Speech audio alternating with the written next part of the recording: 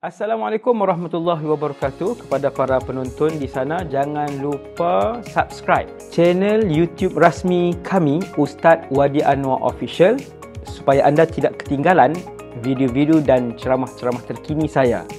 Semoga kita mendapat manfaat. Terima kasih. Hari ini saudara-saudara se-Islam kita di Gaza sedang diserang. Gaza adalah satu daerah kecil di Palestin. Dia bertepian dengan laut, tetapi sempadan laut disekat, sempadan udara disekat, begitu juga dengan sempadan darat disekat. Bantuan tidak boleh masuk. Kita bayangkan saudara-saudara se-Islam kita sudah mencecah belasan ribu yang mati dibunuh oleh satu rejim haram yang zalim yang sedang membunuh umat Islam di Palestin. Mereka tidak punya senjata yang cukup, mereka tidak punya kelengkapan yang cukup, mereka tidak punya kemewahan yang cukup, mereka tidak punya senjata yang cukup, tetapi mereka ada kalimah la ilaha illallah. Akan tetapi mereka punya kekuatan iman. Mereka bertahan di Gaza, mereka bertahan di Palestin mewakili seluruh umat Islam. Kerana di Palestin ada tanah untuk umat Islam, ada Masjidil Aqsa, masjid umat Islam. Ia bukan masjid bangsa Arab, dia bukan masjid orang-orang Palestin, tetapi Masjidil Aqsa adalah masjid keseluruhan umat Islam. Semua umat Islam sepatutnya mempertahankan Masjidil Aqsa dan wajib mempertahankan Palestin. 1445 tahun yang lalu, lebih kurang, Nabi berhijrah. Dan 1400 tahun yang lalu juga lebih kurang, Nabi meninggalkan kita semua. Nabi Muhammad adalah Nabi yang terakhir. Selepas ini tidak ada lagi Nabi yang akan dihantar oleh Allah. Kerana selepas ini adalah kehancuran. Bukan bumi ini sahaja, tetapi kehancuran seluruh alam. Bumi hancur, matahari hancur, bulan hancur, bintang-bintang dan seluruh planet yang bilangannya lebih banyak daripada butiran pasir di lautan, kesemuanya akan berguguran ketika mana malaikat Israfil meniupkan sangkakala yang pertama. Perjalanan kita masih jauh, wahai umat Rasulullah sallallahu alaihi wasallam sekalian. Saya berdoa dengan jiwa saya dan jiwa tuan-tuan semua. Saya berdoa dengan doa para pemuda yang hadir pada malam ini. Saya berdoa dengan doa yang ditadahkan juga dengan semua penduduk sandakan pada malam ini. Semoga Allah Subhanahu wa taala memasukkan kita semua ke dalam syurga Firdaus. Amin. Semoga Allah Subhanahu wa taala menjadikan kita jiran kepada Rasulullah sallallahu alaihi wasallam. Amin ya rabbal alamin. Selepas ni tiada lagi rasul. Selepas ini adalah kiamat. Sebelum kiamat akan berlaku dahulu tanda-tanda besar kiamat.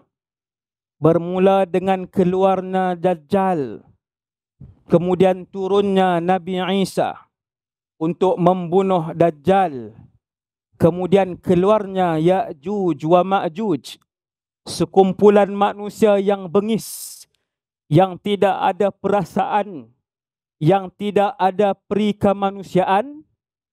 Mereka manusia dan bilangan mereka lebih ramai daripada manusia yang dilihat pada hari ini. Banyak tuan-tuan. Selepas keluarnya Dajjal, turunnya Nabi Isa alaihi salam membunuh Dajjal, keluarnya Ya'juj wa Ma'juj, kemudian keluarnya tanda kiamat yang seterusnya. Berlaku gempa bumi yang pertama, yang kedua, yang ketiga, dan akhirnya terbit matahari di sebelah barat, dan kemudian keluar angin sejuk daripada Yaman yang akan mematikan kesemua umat Rasulullah yang hidup ketika itu. Walaupun di dalam hatinya ada sebesar zarrah iman, walaupun di dalam hatinya dia faham untuk sebut La ilaha illallah Muhammadur Rasulullah, tetapi dia tidak mengerti maksud perkataan itu, dia tetap akan dimatikan oleh angin sejuk itu. Setelah angin sejuk itu mematikan semua orang Islam, serendah-rendah orang Islam, selemah-lemah orang Islam yang ada di atas muka bumi Allah, walaupun imannya sebesar zarrah, angin itu akan mematikannya. Dan yang hanya kekal di atas muka bumi ketika itu yang bukan Islam sahaja. Yang akan kekal di atas bumi waktu itu yang kafir asli sahaja. Yang akan kekal di atas bumi ketika itu yang kafir, ya, yang kekal di dalam neraka selama-lamanya. Wal'iyadzubillah. Sebab itu Nabi bagi tahu kepada kita bahawasanya kiamat itu tidak akan dilihat oleh orang Islam. Kiamat itu tidak akan dilihat selama mana orang itu tahu untuk menyebut La ilaha illallah Muhammadur Rasulullah, walaupun dia tidak melaksanakan satu pun tuntutan daripada perkataan itu. Tetapi dia beriman dengan ayat, perkataan, ungkapan La ilaha illallah Muhammadur Rasulullah. Muslimin yang dirahmati Allah Subhanahu wa taala sekalian, para pemuda dan pemudi sekalian, hari ini saudara-saudara se-Islam kita di Gaza sedang diserang. Gaza adalah satu daerah kecil di Palestin. Dia bertepian dengan laut, tetapi sempadan laut disekat, sempadan udara disekat, begitu juga dengan sempadan darat disekat. Bantuan tidak boleh masuk. Kita bayangkan saudara-saudara se-Islam kita sehingga malam ini sudah mencecah belasan ribu yang mati dibunuh oleh satu rejim haram yang zalim yang sedang membunuh umat Islam di Palestin. Mereka tidak punya senjata yang cukup. Mereka tidak punya kelengkapan yang cukup. Mereka tidak punya kemewahan yang cukup. Mereka tidak punya senjata yang cukup. Tetapi mereka ada kalimah La ilaha illallah. Akan tetapi mereka punya kekuatan iman. Mereka bertahan di Gaza. Mereka bertahan di Palestin mewakili seluruh umat Islam. Kerana di Palestin ada tanah untuk umat Islam. Ada Masjidil Aqsa, masjid umat Islam. Ia bukan masjid bangsa Arab. Dia bukan masjid orang-orang Palestin. Tetapi Masjidul Aqsa adalah masjid keseluruhan umat Islam. Semua umat Islam sepatutnya mempertahankan Masjidul Aqsa dan wajib mempertahankan Palestin. Kalaulah esok diumumkan untuk pergi ke Palestin dan berperang fi sabilillah, cuba angkat tangan berapa orang yang sanggup untuk berperang fi sabilillah. Insya-Allah. Kita ada semangat untuk berperang fi sabilillah, cuma saya nak ingatkan berapa orang yang angkat tangan tadi yang cukup sembahyang 5 waktunya. Ini masalah. Kalau tak cukup solat 5 waktu, nak pergi berperang dengan apa? Kalau pergi perang dengan semangat semata-mata, yang tu tidak melayakkan kamu untuk mati syahid, untuk sampai ke medan peperangan, kamu pasti gugur kelelahan di tengah jalan. Sebab itu zaman Rasulullah sallallahu alaihi wasallam, dalam satu peperangan, Nabi dan para sahabat berjalan kaki sebahagiannya menunggang kenderaan, sebahagian kecil menunggang kenderaan. Yang lain berjalan kaki lebih 700 kilometer. Lebih 700 kilometer. Mereka berjalan kaki membawa persenjataan perang, membawa peralatan perang. Boleh bayang macam mana makanan yang dibawa ketika itu, dan ia adalah pasukan perang terbesar yang dipimpin oleh Rasulullah sallallahu alaihi wasallam, dan umur baginda Rasulullah ketika itu adalah 61 tahun. Perang Tabuk, Ghazwatu Tabuk. Kalau semata-mata bergantung dengan semangat, selepas 100 kilometer kita akan berhenti dan kemudian berpatah balik ke sandakan.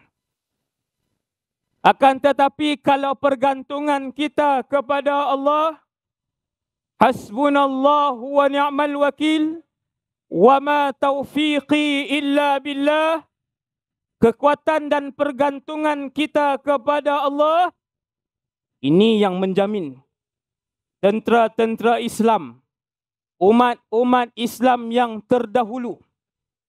Bagaimana orang Islam dulu, daripada zaman Nabi Adam sampai zaman Nabi Muhammad, kesemua bilangan tenteranya sedikit, akan tetapi setiap peperangan itu menang.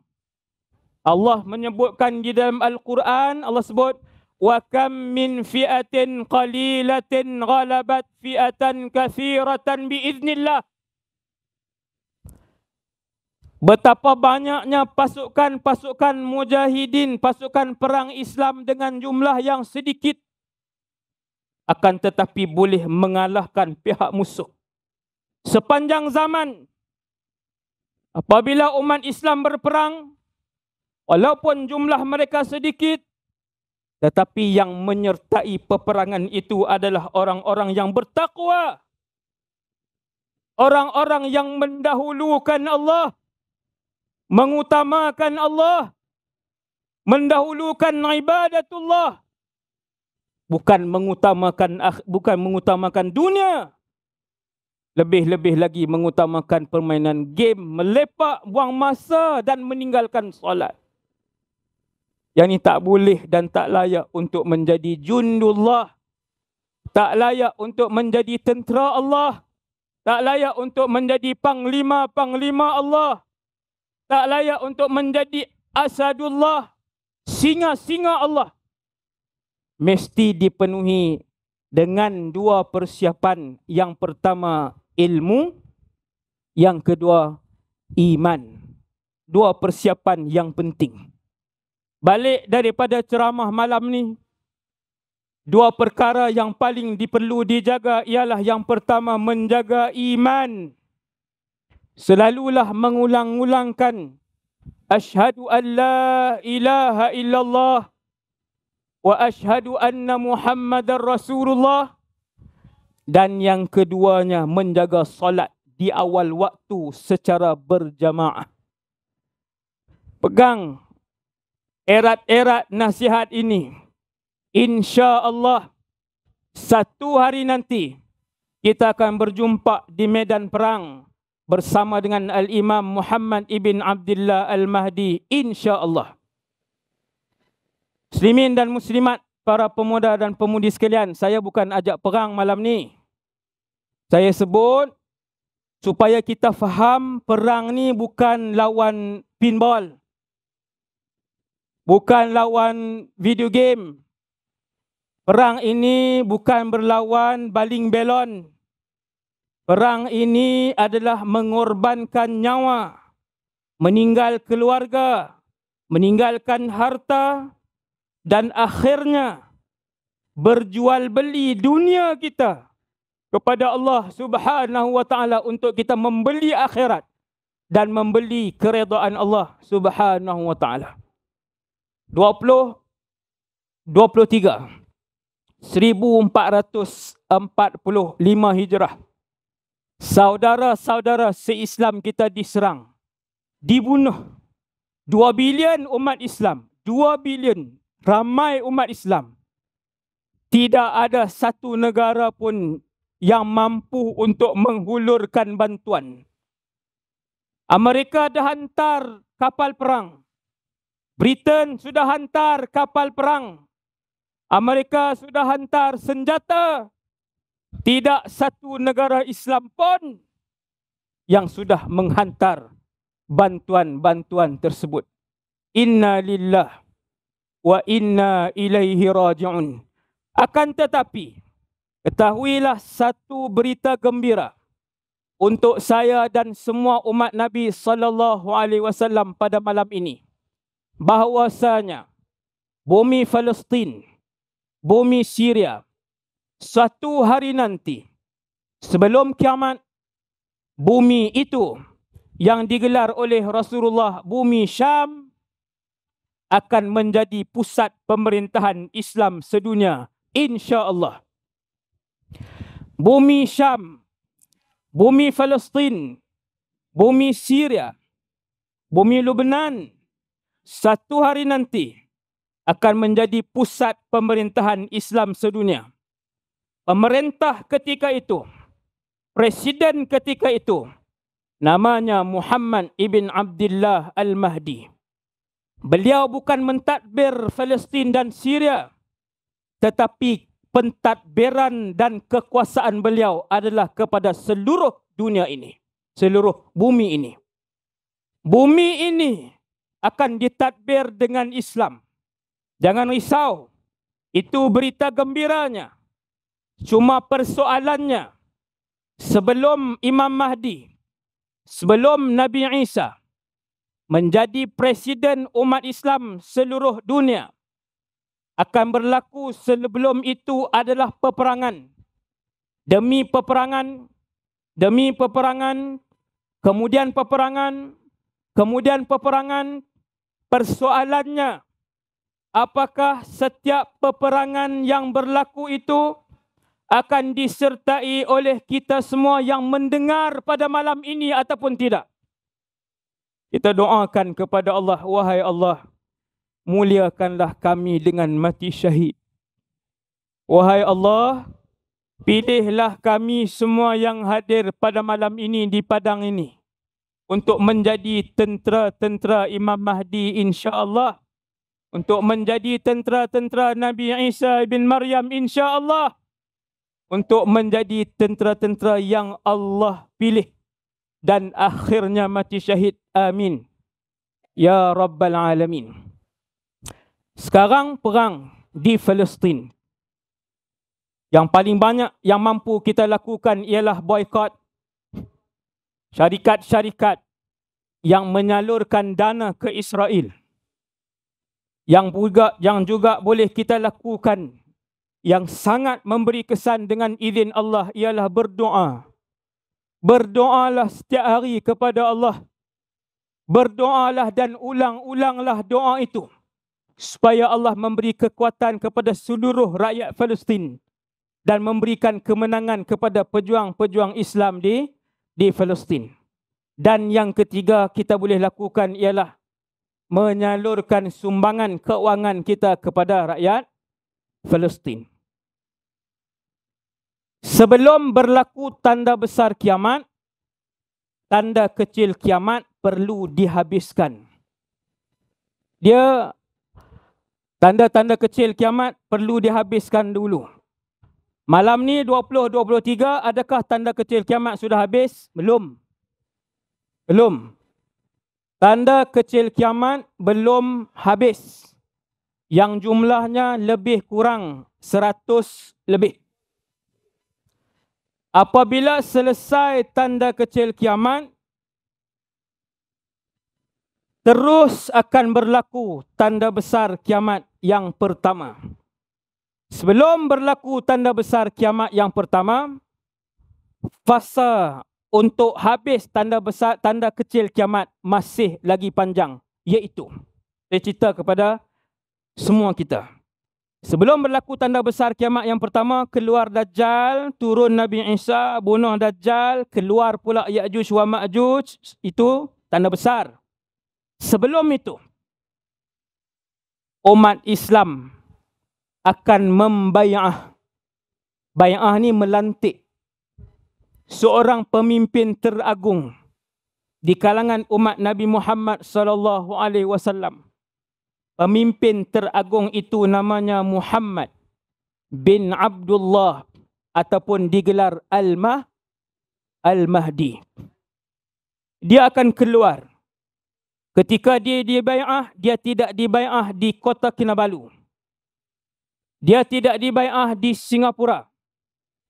Dia tidak dibai'ah di Bangkok, Thailand. Dia tidak dibai'ah di Venezuela.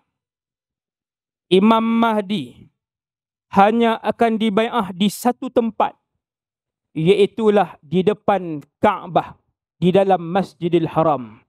Satu tempat saja.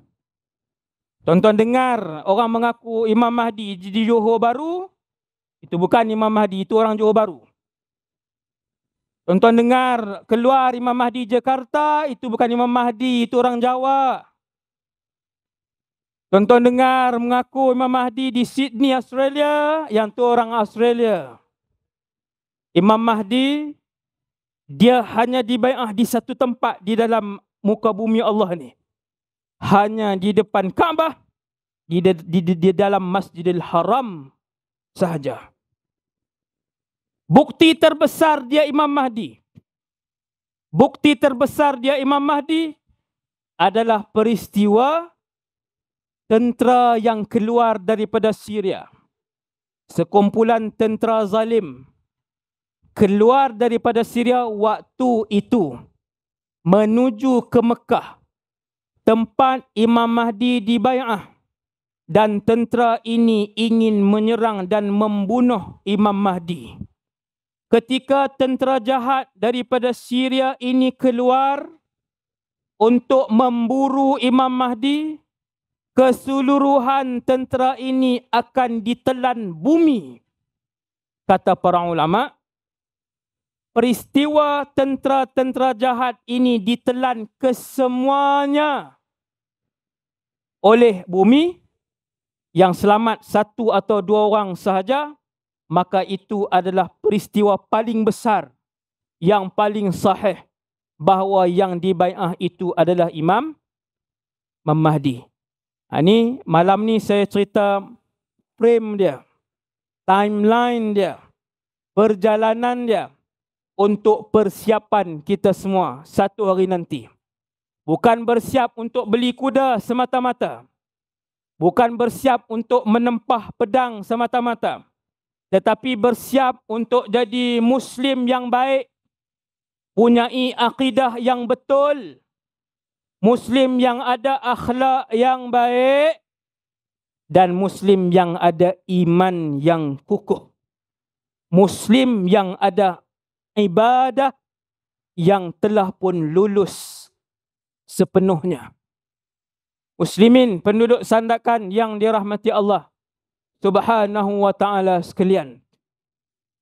Bila Imam Mahdi keluar, dia sebelum itu Sungai Furat di Iraq akan surut sebelum itu. Belum berlaku. Dan kemudian akan ternampak gunung-gunung emas. Emas original lah. Bukan bukit tu berwarna emas. Oreng, bukan. Bukan warnanya. Tetapi emas yang tulin. Tuan-tuan, bayangkan emas kalau besar speaker ni. 400,000, 40 juta, 200 juta, saya kira 100 juta. Speaker ni. Kalau emas sebesar speaker ni, lebih kurang mungkin 100 juta. Lebih kurang besar speaker tu. Kalau besar bangunan tu, bangunan tu.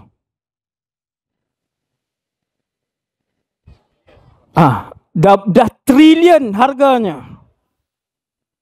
Dalam satu hadis yang sahih, Nabi sebut, sebelum kiamat, sebelum keluar Imam Mahdi, Sungai Furat di Iraq akan surut dan akan nampak kelihatan ketika itu gunung emas. Manusia tengok saja selfie ke pergi ambil emas tu. Mesti ambil. Maka Nabi melarang umatnya. Nabi kata, kalau kamu mendapat berita itu ataupun melihat emas itu, maka janganlah pergi ke arah kawasan itu. Kerana setiap 100 yang pergi, 99 akan mati. Kerana mereka saling berbunuhan. Tamak untuk berebut, mengikis, mengetuk, memukul, memecahkan ketulan-ketulan emas. Kita ketuk, letak dalam beg, ambil, kawan datang, dia bunuh kita. Ini yang disebut oleh Rasulullah.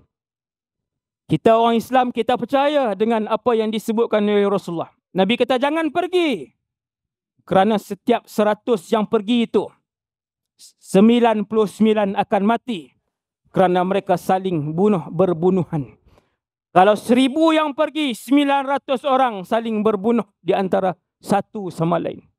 10,000 yang pergi, 9,000 yang mati. Berbunuh di antara satu sama lain.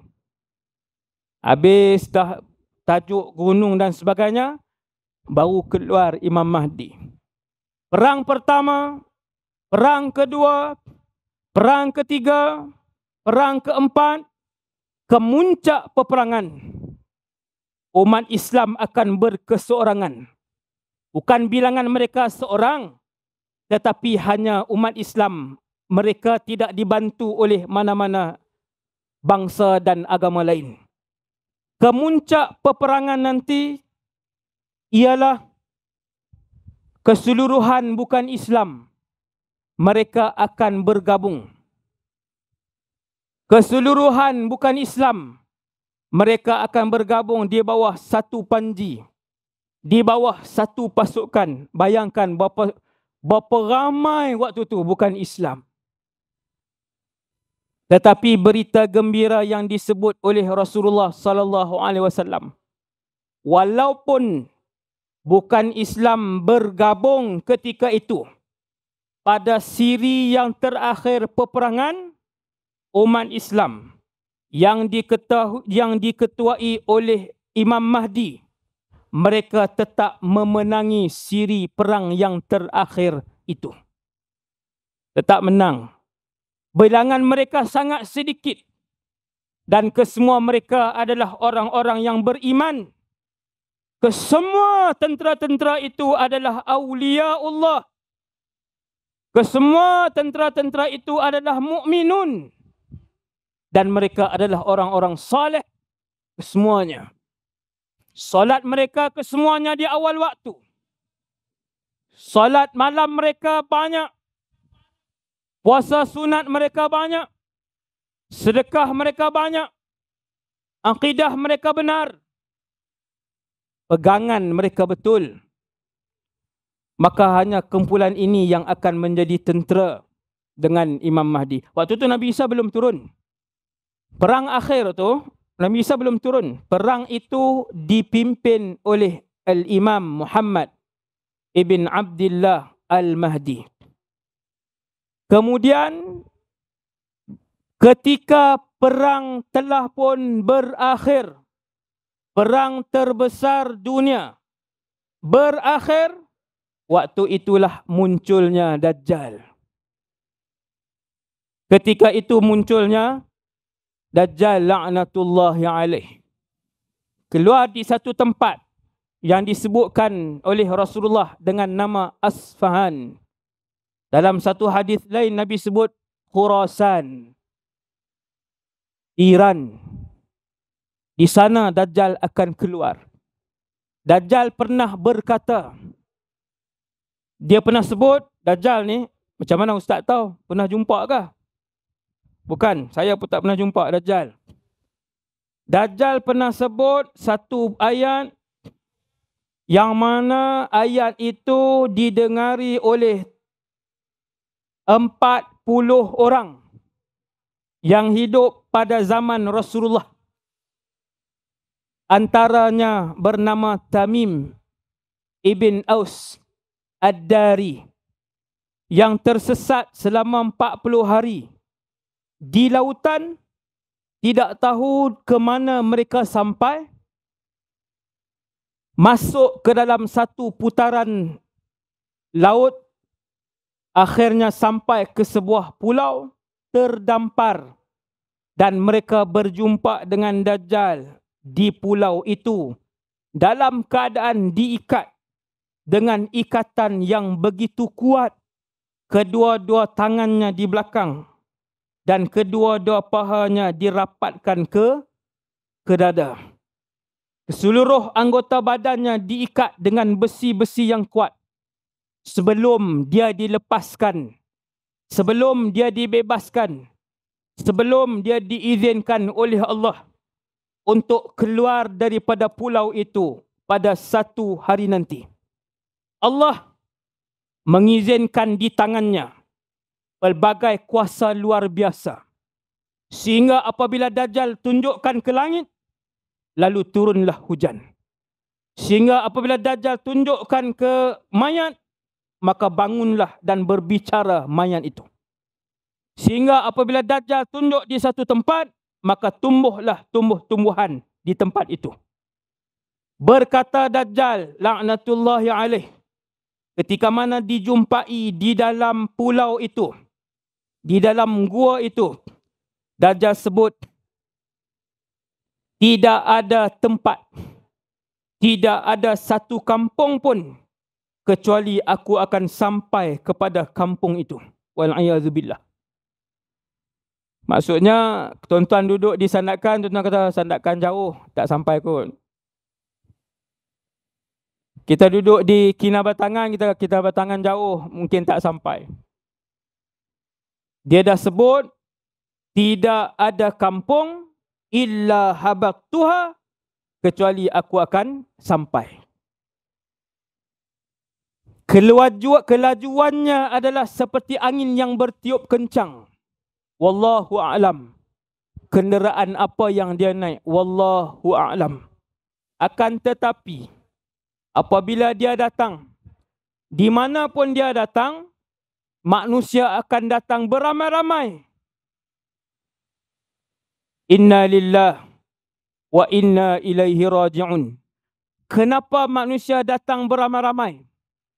Kerana ketika dia keluar di atas bumi ini, tidak berbaki lagi setitis air pun, dan tidak berbaki sebiji beras, dan tidak berbaki sebiji gandum. Tak ada. Dajjal datang dengan makanan. Dia datang dengan makanan. Harga untuk mendapatkan makanan itu adalah perkara yang dia nak itu adalah satu. Benda yang lebih mahal daripada seluruh alam ini. Iaitulah iman umat Nabi Muhammad sallallahu alaihi wasallam. Dia nak iman. Kamu bagi iman kamu, Dajjal akan berikan makanan kepada kamu. Kamu beri iman kamu, Dajjal akan berikan minuman kepada kamu. Kamu beri iman kamu, Dajjal akan tukarkannya dengan emas dan perak kepada kamu. Maka Nabi pesan kepada kita, apabila kalian berjumpa dengan Dajjal, maka bacalah di hadapannya Fawatiha suratil Kahfi, 10 ayat pertama surah Kahfi. Kalau berjumpa dengannya berhadapan, Nabi kata bacalah 10 ayat yang pertama daripada surah Al-Kahfi. Kita pelik. Kita tengok surah Kahfi 110 ayat. Siapa yang amal surah Kahfi dia akan tahu. Surah Kahfi 110 ayat. Ayat 1 sampai ayat 110. Tidak ada satu perkataan Dajjal pun yang disebut oleh Allah Subhanahu wa taala, tak ada. Sekalipun Allah tak sebut. Bahkan Allah tak sebut pun ujian Dajjal. Bahkan Allah tak sebut dalam surah Kahfi 110 ayat itu bahawa di akhir zaman nanti ujian terbesar alam akan datang, iaitu Dajjal. Tidak disebut oleh Allah dalam surah Kahfi. Para ulama tafsir sebut dalam surah Kahfi memang tidak disebutkan perihal Dajjal, tetapi Allah sebut 4 ujian yang paling banyak akan berlaku di akhir zaman nanti sebelum kemunculan Dajjal. 4 ujian itu Allah sebut menerusi 4 kisah di dalam surah Kahfi. Balik lepas ni buka surah Kahfi. 4 ujian dugaan terbesar sebelum keluarnya Dajjal.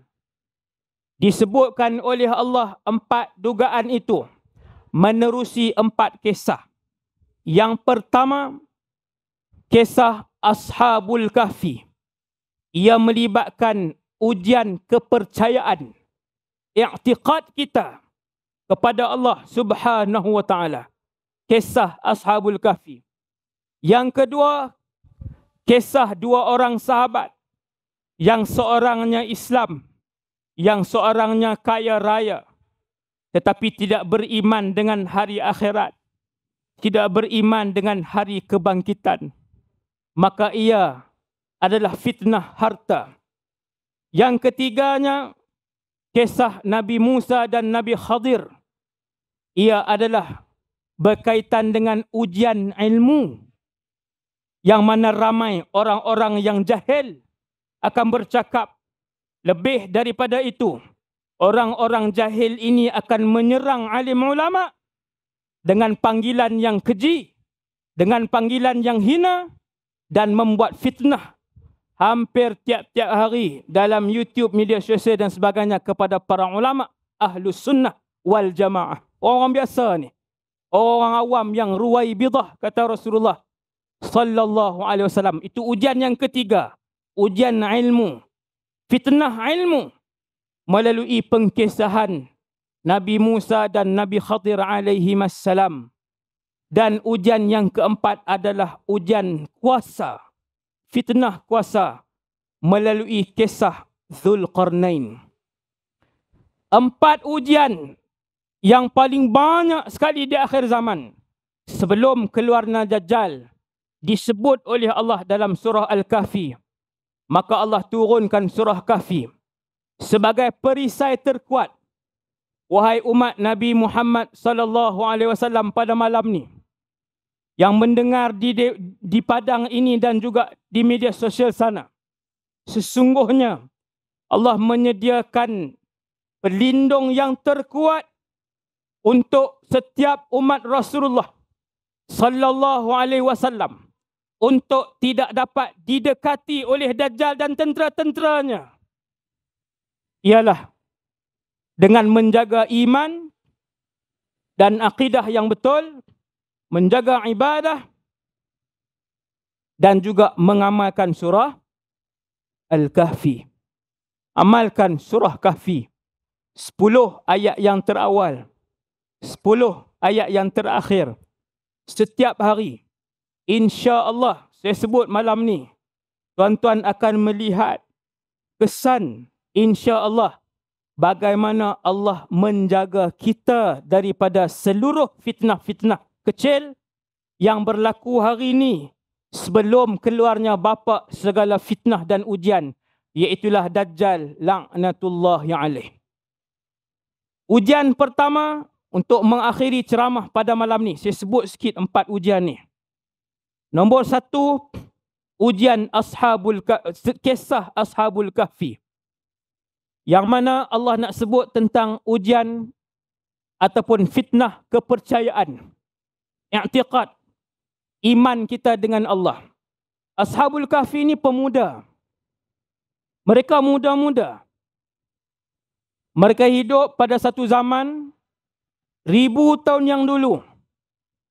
Pada zaman itu, kerajaannya, menterinya, rakyatnya, kesemuanya tak beriman dengan Allah. Kumpulan kecil ini beriman dengan Allah. Mereka dipaksa untuk keluar Islam. Mereka dipaksa untuk syirik. Mereka dipaksa untuk keluar daripada agama dan iman yang mereka sayang. Akhirnya pemuda-pemuda ini yang bilangannya 7 orang melarikan diri menyelamatkan iman mereka daripada pemerintahan yang zalim, pemerintahan yang kufur. Mereka naik ke sebuah bukit, lalu ditidurkan oleh Allah. Mereka berdoa kepada Allah. Mereka bercita-cita, berazam. Mereka minta, kalaulah satu hari nanti kami boleh melihat kumpulan manusia yang ramai beriman dengan Allah, ditidurkan Ashabul Kahfi 309 tahun. 309 tahun. Karamah orang-orang saleh. 309 tahun sepatutnya dah reput.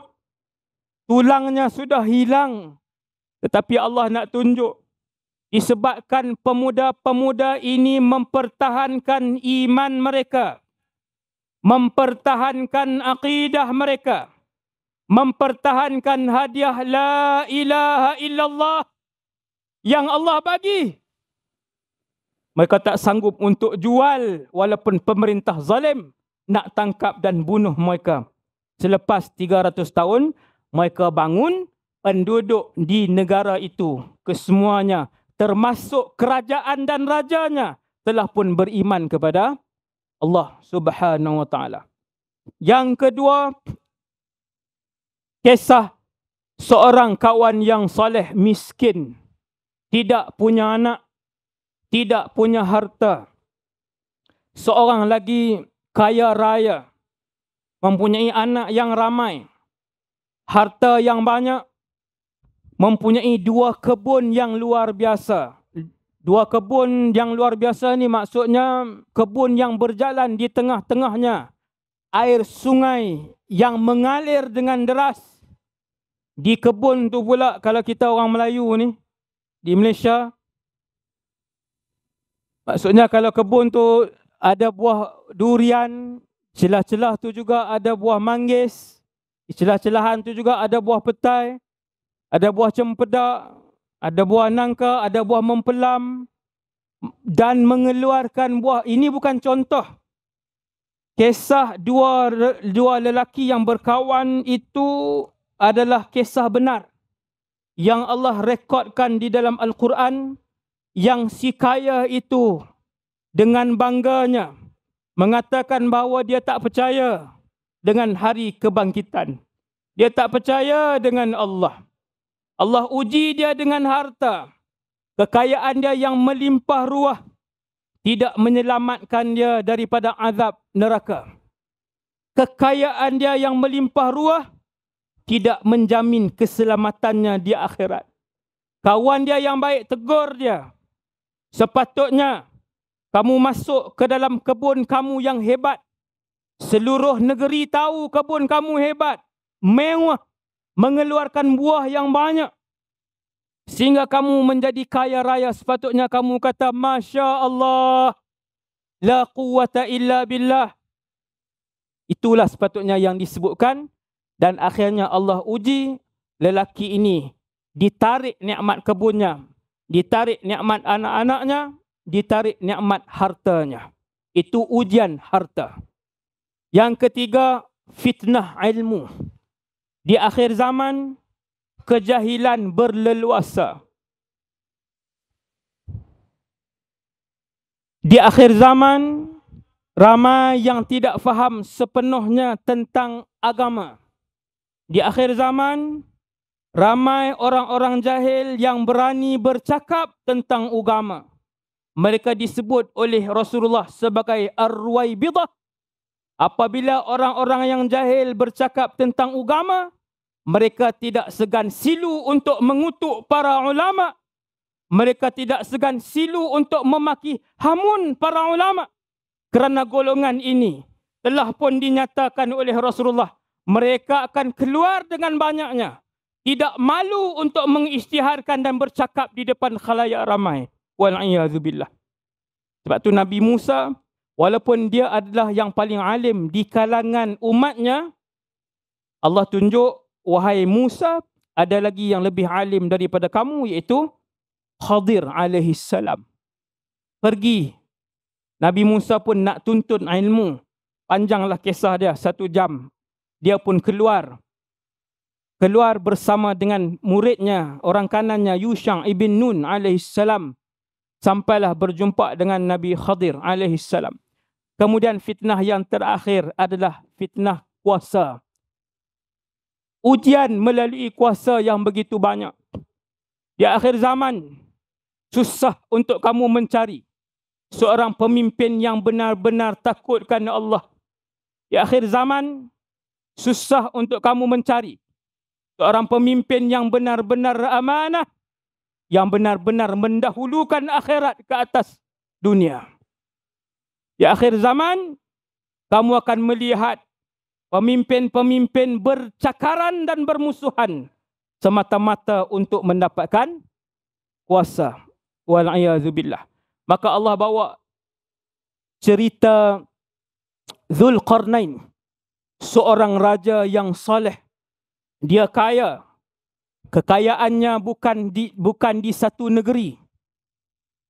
Kekuasaannya bukan di satu negeri. Kekuasaan Zulqarnain daripada barat ke timur. Sehingga Zulqarnain sampai di satu tempat, di mana di tempat itu adalah tempat tinggal Ya'juj wa Ma'juj. Penduduk di negeri itu mengadu dengan Zulqarnain. Ya'juj wa Ma'juj selalu melakukan kerosakan, bilangan terlampau ramai. Maka berkata Zulqarnain, kita bina tembok daripada emas, daripada besi dan tembaga. Kita bina tembok daripada besi dan tembaga. Atuni zubaral hadid. Lalu dilonggokkan besi. Tuan-tuan sekalian, besi itu bukannya tinggi pentas ni. Besi yang dilonggokkan itu tinggi sehingga menyamai puncak dua gunung.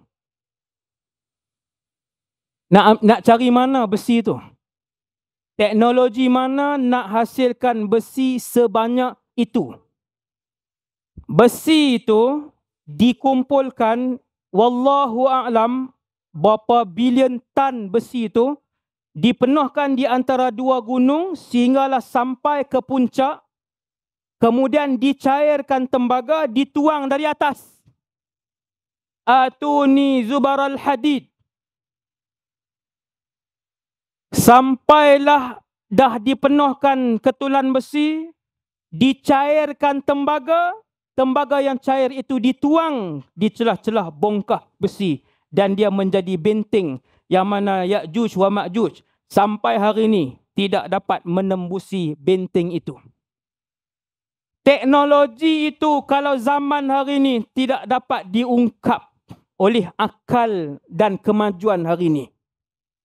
Walaupun begitu maju, Zulqarnain begitu kuasa, Zulqarnain begitu maju, begitu ramai tenteranya, tinggi teknologinya, apabila dia ada kelebihan itu, dia tetap menyebut, hadza rahmatun min Rabbi.